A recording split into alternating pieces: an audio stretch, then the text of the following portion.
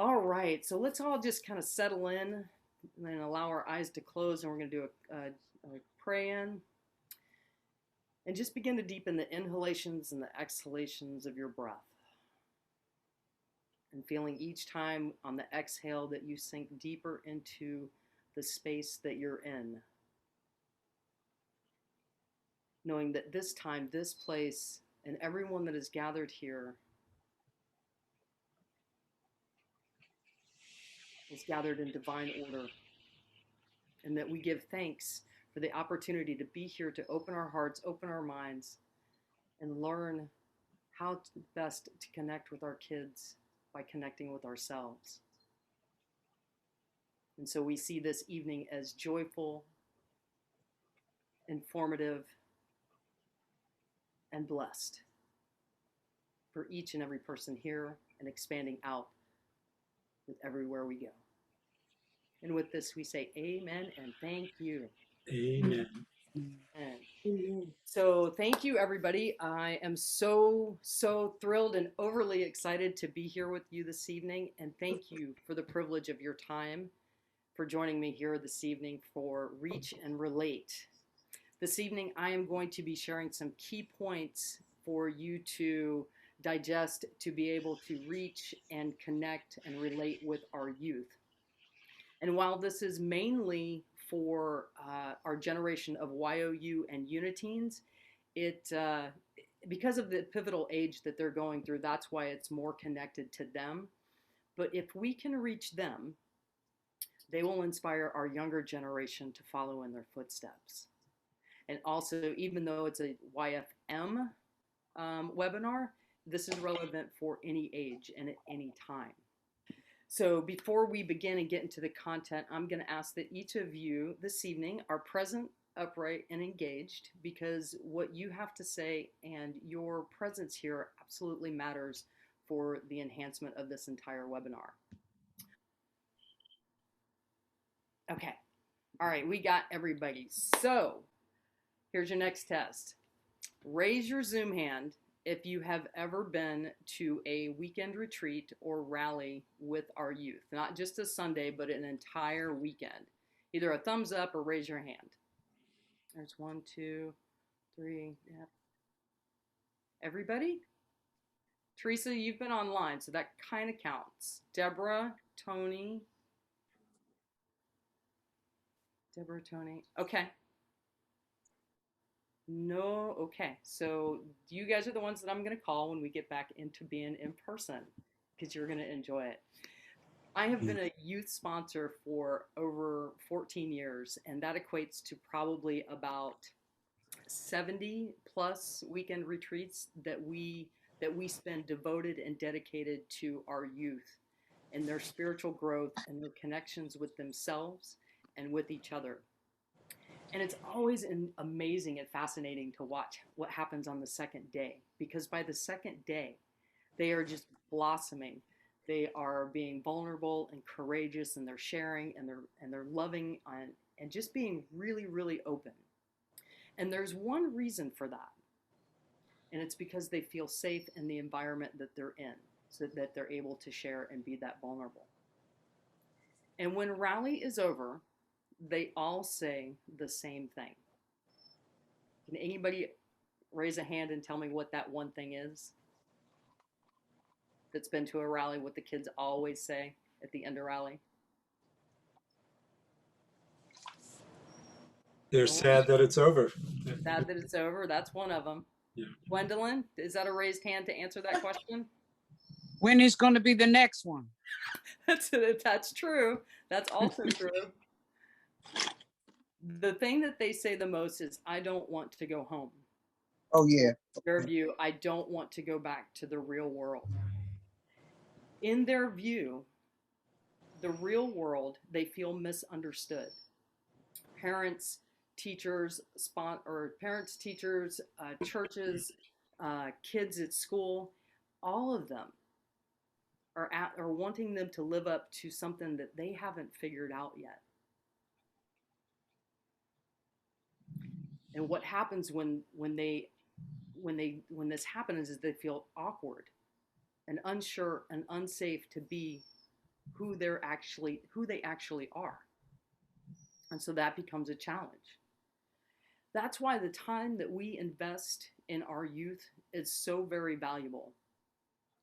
These unity truths and principles that we are teaching are seeds that we are planting for their future, not necessarily our now. A lot of times we want that instant gratification that these principles are just going to work automatically, but we all know that it happens in divine time. So I'd like to share a story about one of my YOUers that is a really key point to this story. Um, she was a YOUer for like 2 years, and before she graduated, and after she graduated, she took the on-ramp to the highway to hell. She was into drinking, drugs, working in strip clubs, multiple partners, moving everywhere. And it just so happened that her and her grandmother, her grandmother and let me rephrase that, were really, really close. And every time I'd see her grandmother, she would just roll her eyes and then just kind of hang her head and then just continue to tell me all the things that was happening with her granddaughter.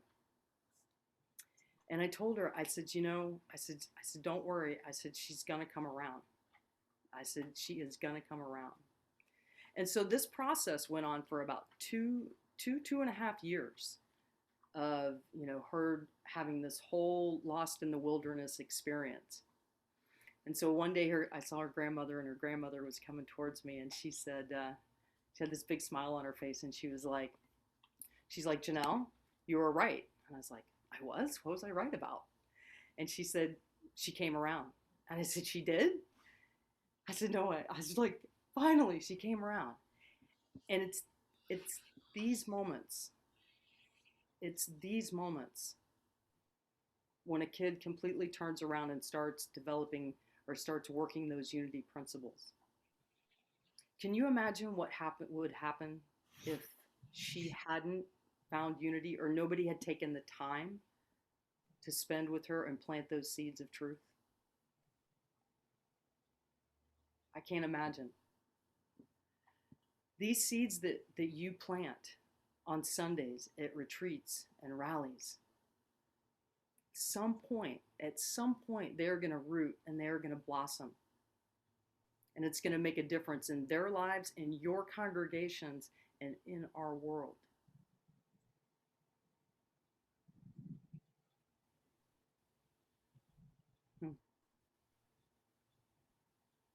So if we are going to be able to plant those seeds within our youth, we're going to have to start listening to what they need and not our agenda.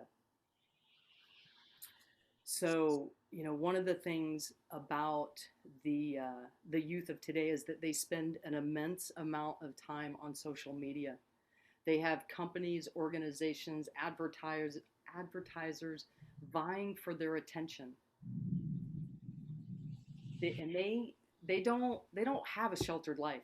Like, I know when I was growing up, it was a completely different story. I felt like I am completely sheltered compared to what's available for our kids today. They've seen the good, they've seen the bad, they've seen the ugly, and they are much more savvy about somebody trying to pull the wool over their eyes than any generation before. So as I go through these key points, I'd like for you to keep an open mind about the ways that we reach and relate to these kids, because this is a compiled list of yays and nays specifically from this generation on what they feel they want and what they need. And so it's very important for us to maybe take these points, and so that we can help the churches have the kids feel welcome at any point in time.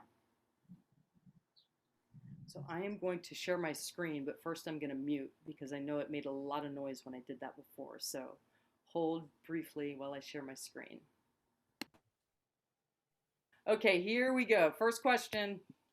Have you ever pretended to be something you were not? And I'd like for each person to answer this in the chat box. I won't be able to see it, but we'll kind of go back over them again when we get to the questions and answer or questions and comments section. Have you ever pretended to be something you were not?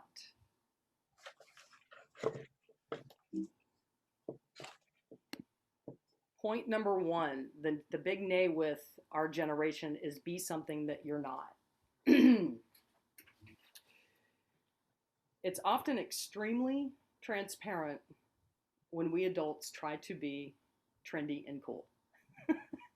I know working with my youth, especially the regional officers, they taught me how to, they taught me the lingo of the day, their relevant lingo, and it was like that's fire and that's lit, and they I just felt really awkward and it didn't resonate with me their language, so I just went back to saying totes, which I love. Totes is short for totally, and they proceeded to tell me how lame that was, but I didn't really care. It felt right and it felt comfortable for me, and so I owned it.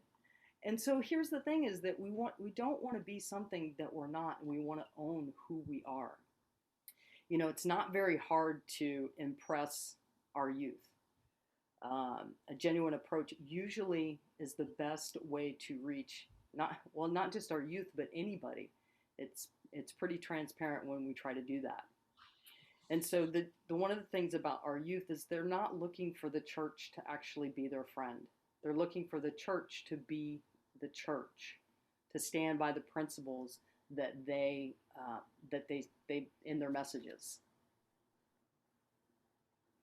So our next one is, and I need to give you a little context for this. In your youth years, what song would best describe you? So AC/DC Highway to Hell would be, the drinkers and the rebel rousers and going out and doing vandalizing things. And Led Zeppelin, Stairway to Heaven would be the stoners just listening to their music and playing garage band. Britney Spears, Oops, I Did It Again would be the nice girl that's really the mean girl. And then John Lennon, Imagine is, that's the kids that they were focused. They had something that they were focused on. They were good in school. They were good with people. The social clubs. They were going to change the world. So in the chat box, just pick the song that describes you the best. We can't choose all of them. You can choose all of them. I laugh about that because it's absolutely true. At different stages, you could have been all of those. Yeah.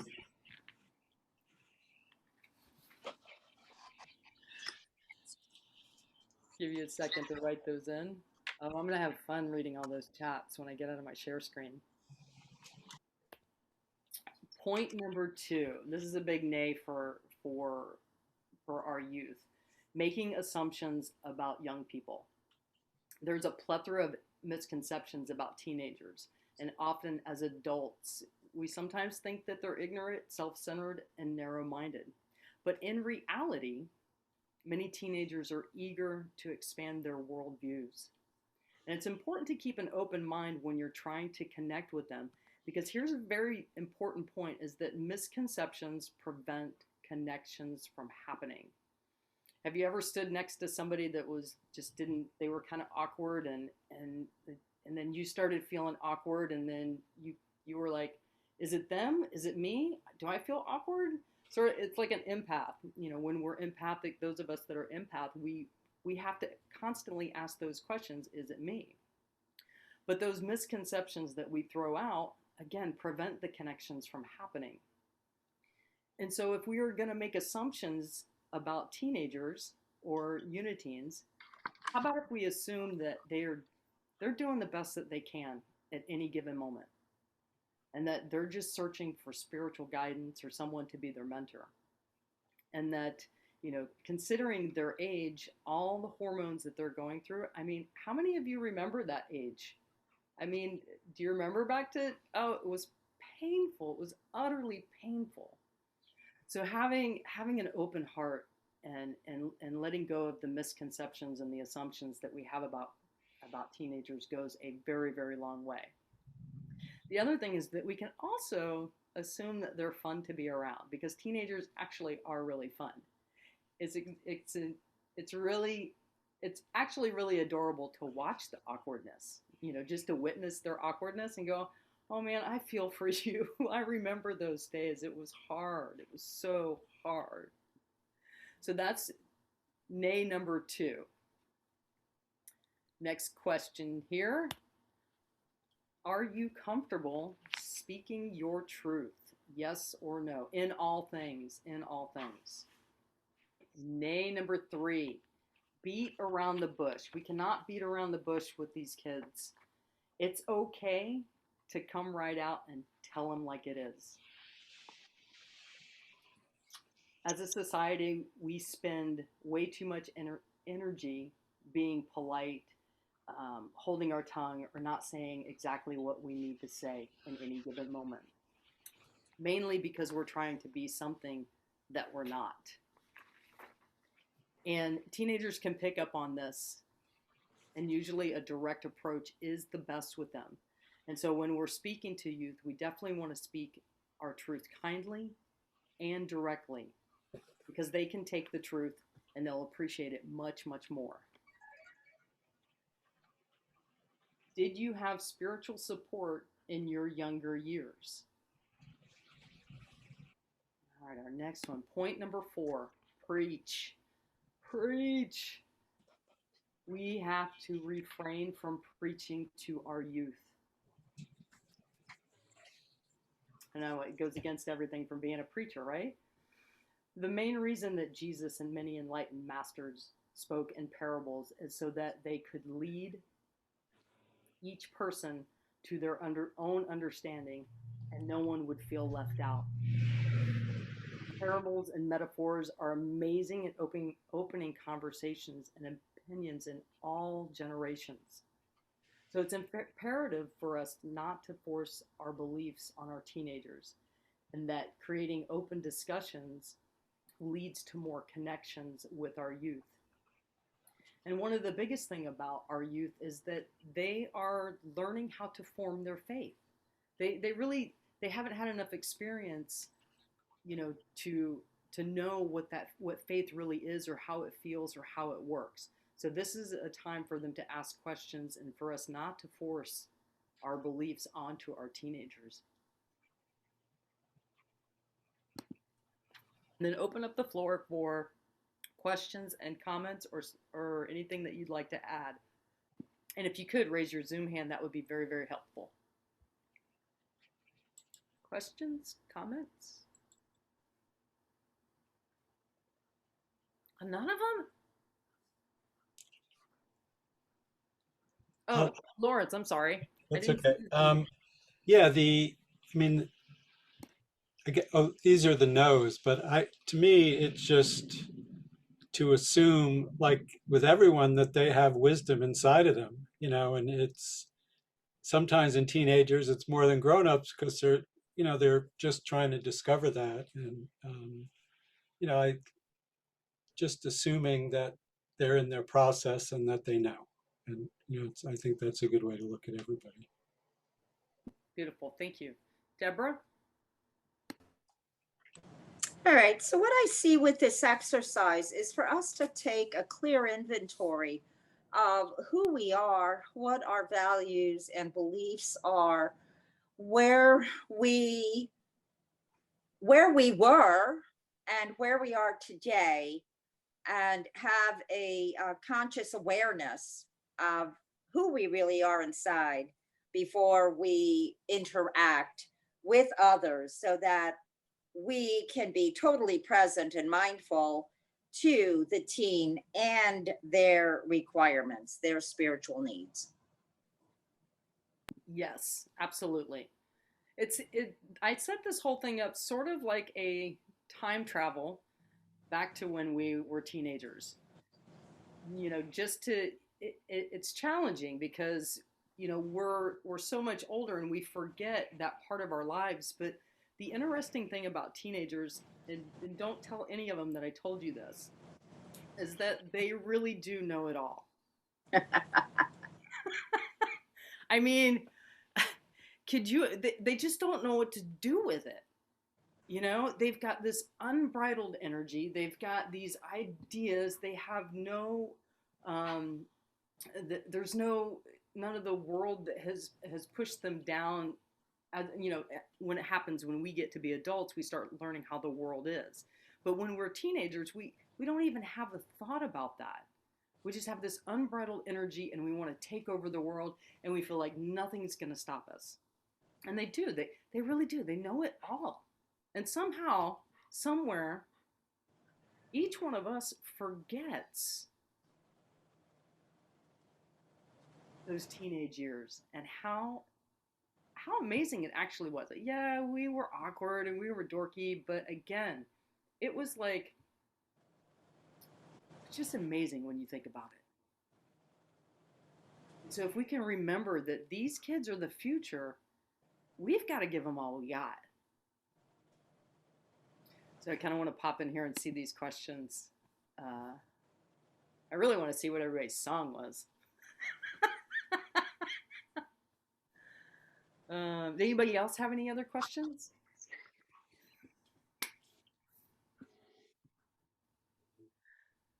I love this. I love this because you know we've got some people that were Imagineers, and we've got people that were Stairway to Heaven, and I love the transparency and the honesty. And like Lawrence, I think I was all of them when I was a teenager. So if we don't have any more questions, I will go on to the yays of connecting with our youth. So I'm unmuted, and I'm going to screen share. The yays, being relevant with our message. Just check my notes. Because of the internet and social media, teenagers are usually aware of a broad range of topics such as the latest viral video and world politics. Don't be afraid to reference these events in your messages.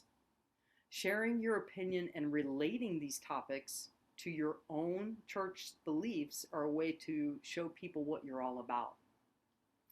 Talking about hot button topic issues, you know, this picture right here is a picture from India when they were just ravaged by COVID. And one of our sacred Sundays, online sacred Sundays, we opened up an entire hour dedicated to the insurrection back in January, and some of the people that were at that call. Do you remember how that was? I mean, these kids, they had a lot to say about that and how they felt about that day, and it was just amazing to listen to them share their beliefs and share how they felt. So being relevant with your church's message, if you have kids coming in, be yourself, be your message, be the church that they're looking for. So this one won't be as full as full as questions as the last one, because these are the yays. Everybody likes the yays. Know your audience. What type of person is your church trying to attract? Is there space for the youth in the church? Not just the gathering rooms on Sundays, but in the church. Is your message able to bridge the gap of generations? Is it just geared towards older generations? Or is it geared towards younger generations? Or can it bridge both of those?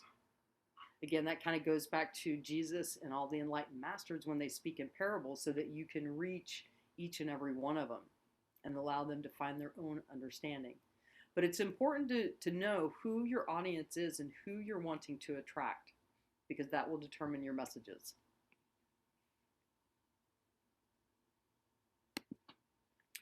Kids, teens, they love being asked for help. Again, remember, they know it all. And they like knowing that they're part of something bigger. They have skills and energy that are relevant to today. Like, if we're thinking about the older generation, some of these kids can teach them how to be on social media or how to use computers. So I heard of one church actually having their teenagers come in and do a computer learning for the older adults, and it was an amazing gathering where the teenagers showed the adults how to use computers or how to use Facebook or social media. So these are the ways for getting the kids involved in the church. And the other way is to, I know a lot of churches are still online, but just asking a youth to come in and read the daily word goes a long way.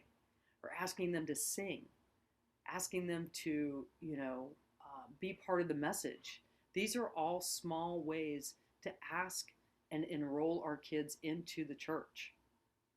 So, even if you're bringing them in for the daily word, just tell them, hey, all you got to do is come in and read the daily word.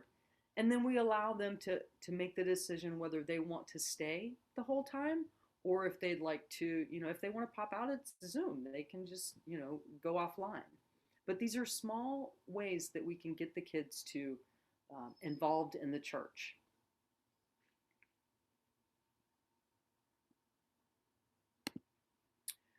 Once you have them in the church, reach out.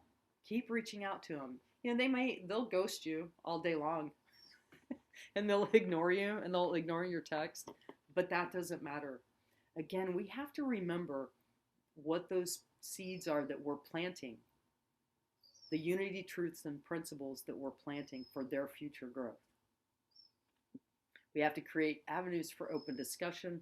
And these leaders, the younger leaders, they're going to be able to influence our younger generation. Because how much does a little kid love to see their big brother or sister up on, reading the daily word or giving part of the message or singing? It's just like, that's my brother, that's my brother. And so those are your compiled list of yays and nays formulated from actual teenagers. That's what they want, and that's what they feel that they need from the church. So I'm going to open it back up for questions. Deborah, you have a question? Oh, open it for comments and questions on the yays for our youth. Well, I will say that our congregation, like many unity congregations, I think are much older, and trying to attract young families and youth in is one of our biggest goals, but yet one of our biggest challenges. That's why I'm very interested in some of the ideas you have, because I think social media is a huge piece of this. Social media is a huge piece of this. And, I actually just started, we are actually looking for a youth to, just do inspirational posts on our social media, on our Instagram page. So you could ask any one of your young kids or young youth to do the social media page for you, or just create a post. Say, hey, what would be a great post for this Sunday? It's little things like that you could get them to do either the post or doing, like I mentioned, doing the daily word. Those are really small things that don't stretch them too far out of the box, but it also enrolls them into the church and feeling like their voice matters, because it does. So, just have them say, hey, I want to make a daily word post, or I want to do an Instagram post. What would be your favorite thing to write? And just, maybe have a couple of kids just write them out and then credit their name saying, hey, this was from so-and-so at Unity of Bon Air. And so those are little ways to do that. The other way to reach some of these kids is, they've got the grandparents, and I know we have older generations, but these older generations have grandkids. And wouldn't it be great if you walked up to one of them and said, hey, do you have a grandson that would like, or granddaughter that would like to read the daily word or do an inspirational post? But it's going to take some effort on our parts to actually reach out to our future. Ellen, do you have a question? I just wanted to say that I really appreciate your slides with the nays and especially the yays. And I think that we're just starting to do because we're just starting to come back in person. And one of the things that we're starting to do is the one where you have young leaders influence younger leaders. And I just was meeting with one of the ladies that's here tonight, Laura Dirth. Her daughter is came up through our Unity programs, and now she's a young adult. And I just met with her to discuss how we can set up a young adult program and also have her start to be a leader for just exactly what you had on that first part of the yay, which is relevant topics. Have group meetings, because to be honest with you, I this is a time that I think has challenged young people more than we're recognizing it. I have two grandchildren that are teenagers, and they're both struggling very much right now with anxiety. And you know, so and these are two girls that came from families that have just held their hand, walked them through all of life up into this point. And so it's just, I'm seeing it in my family, and I'm hearing it from other young adults. And I think that to have to train somebody, and this is something that I think I'm just working in this area now. I had started working it with somebody else that I had mentored through a teenage program, but he came from the foster children's that lived in group homes, so it was a little different. He didn't have the parental guidance and things, but it was a workshop we had in our church, and I worked with him over the years. But I think creating some kind of a leadership training for these young people, where we can maybe, especially because of internet now, have different ones come together to support each other, the leaders, so that we can create gatherings that talk about issues like anxiety, that talk about bullying in school. That was a big one with the teenage thing that came up through the groups that I was working with. They were bulliers and they were bullied, those different things like that. So that's what I'm seeing it more as, a topic discussion using music that appeals to that age group entirely. So because I think music is a big component for engaging, for conversation, for all of that, and helping them not just have this self-help kind of thing, but have it have a spiritual component. So how can we take some of our spiritual principles? How can we take you don't have to react, you can respond. How do you do that, those kind of things, to maybe incorporate into the discussion. So I guess what I'm saying to you is that I think that this is very important. I think it's a kind of, for my experience, it's kind of the next step where I think we need to go from where we've been, because I think sometimes what has happened in the past is that they grow up out of the youth program, and then we hope to keep them engaged in our adult population, and that doesn't always work. So I think we need to do, it all comes back to that, meeting them where they're at type of thing. And having doing a lot of work with the youth in where I came from, which was Fort Myers, Florida, I ran across these things like Skate Church, SKATE. There was a musician from Venezuela that put this together. It was like a coffee shop in downtown Fort Myers, and they had he did skateboards. He funded it with his music because he was a musician. And they just brought teenagers in, and they hung out there. They rode their skateboards. They fed the homeless. And when they had an issue, they would stop and chat.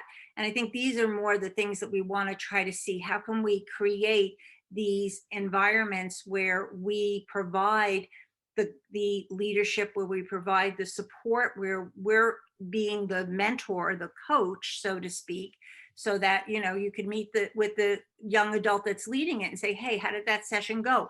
Did you find yourself in any kind of situations where you felt challenged? Let's talk about that so that, you know, you can be comfortable again in the next time. Anyway, so I love your ideas, Janelle. Thank you. Thank you so much, Ellen, for your share. It really is. It's what's relevant today, you know, and taking the spiritual principles and matching those with it. Deborah, did you have your hand up before Lisa? I think. No, I didn't. No, I'm really interested in listening at this point. Okay, I'll unraise your hand. Lisa? Oh, okay. We pretty much have more younger elementary age and middle school age children in our Sunday school right now. Mhm. What our challenge, and you had some great ideas, everybody has. Our challenge is to use the skills and create and think out of the box so that we can get our teenagers to stay more active. Because since the pandemic this last year, when we've been online teaching, we lost a lot of our teenagers. And so we've been totally geared towards the younger kids, which we have plenty of. But we need to get, before the pandemic, we offered things like the plays, and the kids were able to use their skills and talk in front of the congregation, all of that stuff. We also lost our minister, and so we're in search of a new minister. So our church is in a period of transition right now too. But I don't see the young people online. And I think what I'm excited about is we're back in person. And so we're going to get back to where we were. And I am hopeful about that. But I do like your ideals. And I totally agree. When we ask the young people to help us out with some of the social media skills that they do have, it's exciting. They feel good about themselves when they're participating in front of the congregation. I know even the younger kids, though, that I work with too, they always want to speak. They always want to turn to speak in front of the congregation. They just, but you did it last week. I want to do it this week. And so they love being asked, our little ones, to be involved in front of the congregation, which I think is exciting. Because number one, it gives them public speaking skills. Number two, they gain comfortability with the congregation. They get a lot of energy that's positive and warm from the congregation, and they feed off of that, and they want it the next week and the next week and the next week. So I'm excited that we're starting to get more kids come in now in person, and I hope it continues. So, and then we've just got to reach out to our teenagers. We've got to get them back. Yes. Yeah. And just little small ways to do that too. I love that. And you know what's even more so with that is that your congregations love the energy of the kids. Oh yeah. Especially like the older generation. I mean, they absolutely adore seeing the kids up there, you know? And so those little ways of like letting them read a parable or letting them read the daily word or singing a song. And, you know, most teenagers, again, let them figure out if they want to stay or not. I want your song, but if you want to stay, that's cool. If you don't, that's cool too. We have soda in the next room, you know, but it's really just, you got to get them bits and pieces with the teenagers, just because there's so much available. And the attention span now, it used to be about 15 minutes. Now, these days, I heard staggering like 10 seconds. Is the swipe left, next. And I think our challenge, because I work in the school system too with high school students, our challenge is to keep our kids positive. Sometimes so much of the reality of the political things that are going on have created sometimes an apathy or a hardcore, trying to keep them hopeful, energized, positive about what can be becomes our greatest challenge, because they sometimes get sucked into some of the stuff that they see from adults, that becomes pretty depressing and not helpful. And I agree, because this year has been challenging like no other, like no other. You know, who was it? I'm sorry, who was it that mentioned about Ellen, about the anxiety and just and depression? That this has been the year, like again, like no other.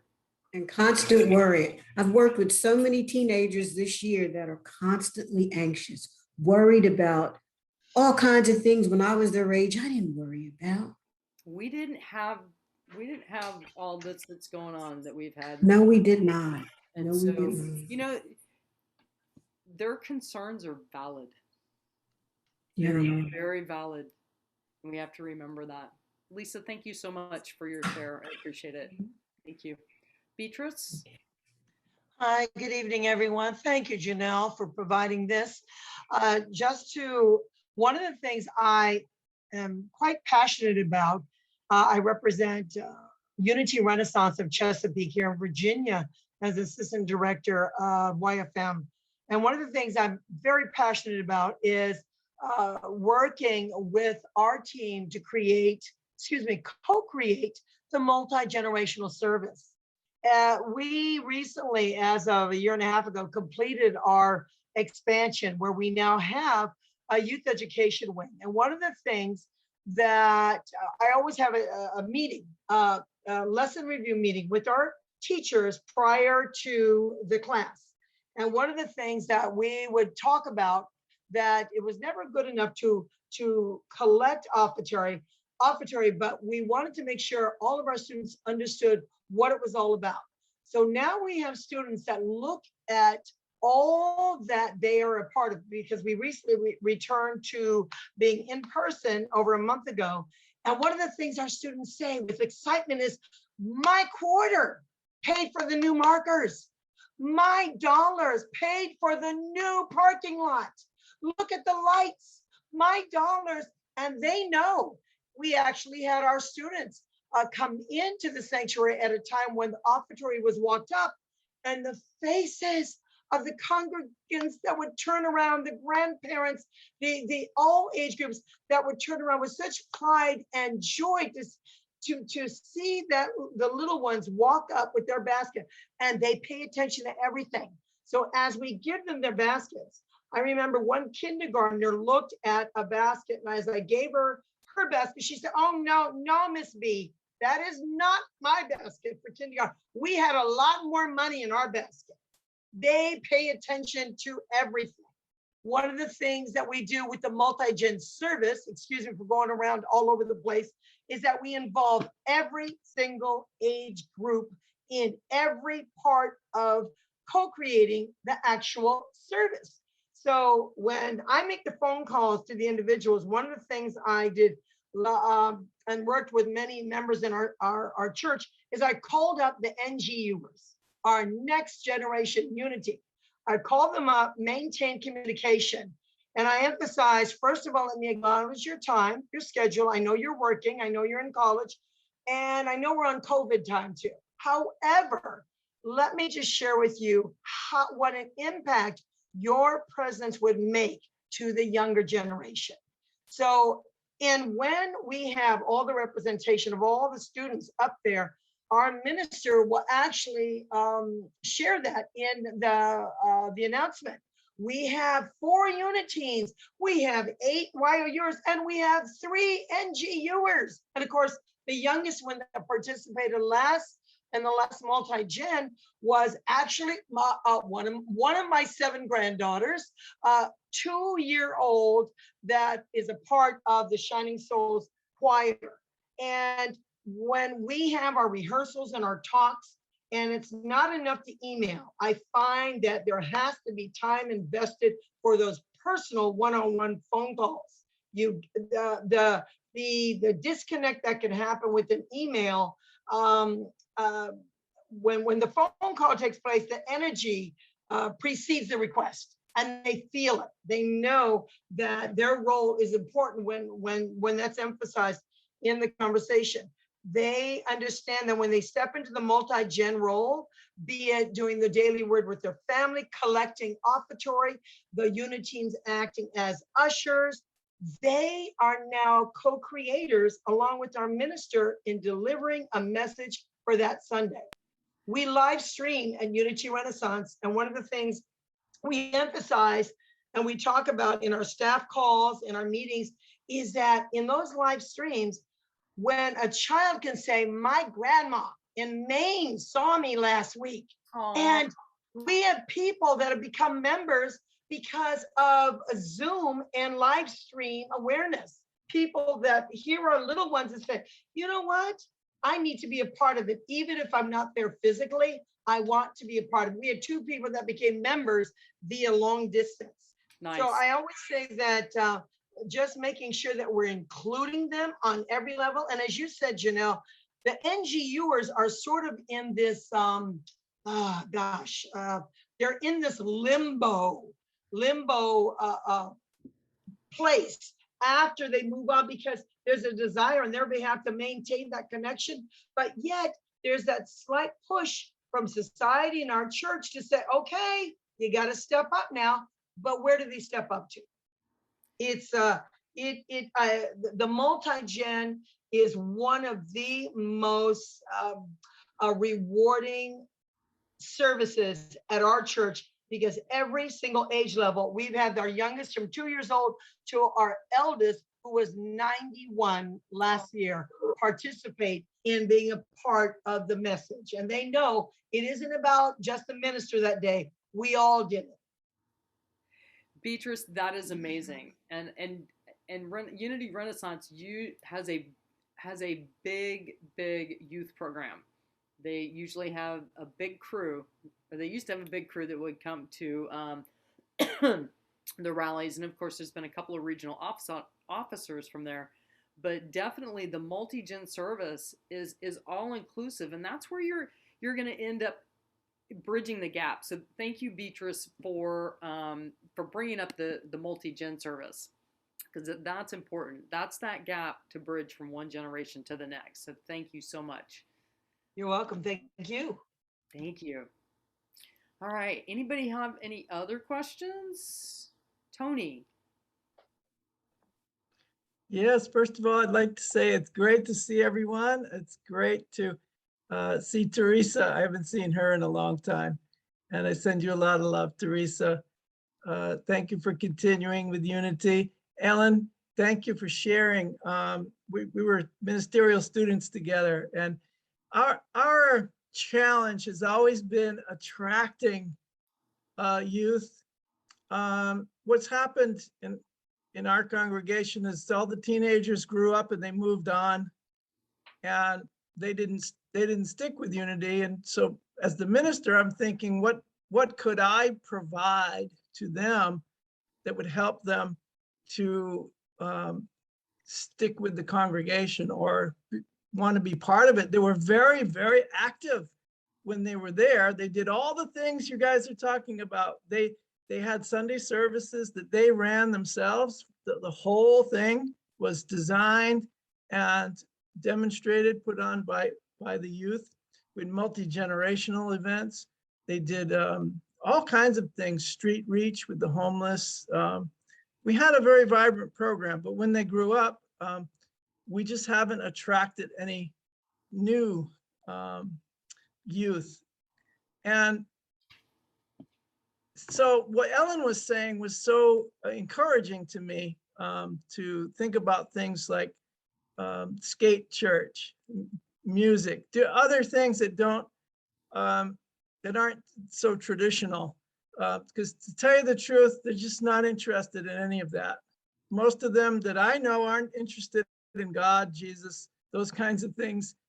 But they are very spiritual, and they are interested in the God in them, and they are interested in self-empowerment, self-compassion, and all of the things that Unity teaches. Oneness. There's so like a moth to a flame when we speak about oneness and do exercises about oneness. So I'm just I'm throwing out a question is, are there other ways that you've encountered that that draw people, young people into your community, or parents with young folks into your community? Because that's been our biggest challenge, is attracting new younger folks, new families. Yes, you know, it does go in waves as well. You know, you just had a bunch of a group that graduated and out, and so there is this lull, and of course the pandemic didn't help. But again, I think the small ways to do that are to reach out to the congregation that you do have and just do it. Start doing maybe an announcement every week. Going, does anybody have any youth that would like to come in and read the daily word? And it starts out really, really small. But what's key is the consistency of your ask and your desire. Great, thank you. Thank you. So I have one more slide to share that has some take-home questions for you to consider. Something that might be good to do if you do have youths in your program, to, like you're talking about social media, something that when Sophia's in a show, like each kid will take one day and they will run the social media, whatever, if it's Instagram or TikTok or anything. So all of their followers, or whatever it's called, depending on the specific thing, get to see those messages. Yes, So it's like, that's really helpful. I mean, having those, I mean, because those kids on social media are going to attract other kids. right, well, if That's they a- take, it's kind of put it into their account, so all the people they're connected to will see it, even if they're not directly interested in, they don't have to be from Unity to see it that way. And it'll just go out, and it might be a good idea to do that. Yeah, let these kids take care of our social media. Yeah. All right, here is, I want to keep us in essence of time. I'm going to go over just a few minutes, but I'd like for you to consider some of these questions as you're going forward with your programs and things that you can do to attract them. And again, a lot of times it starts within. What is your desire? And can you be consistent with it? But ways to look at it is, what does a teenager have that you don't have?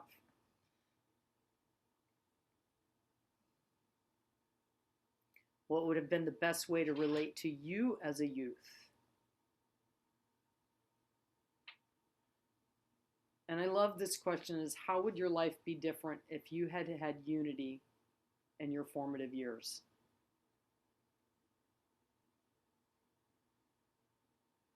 And I can send these out by email because I really do want to thank each one of you personally for being here this evening. And this frog that joined us too, my goodness.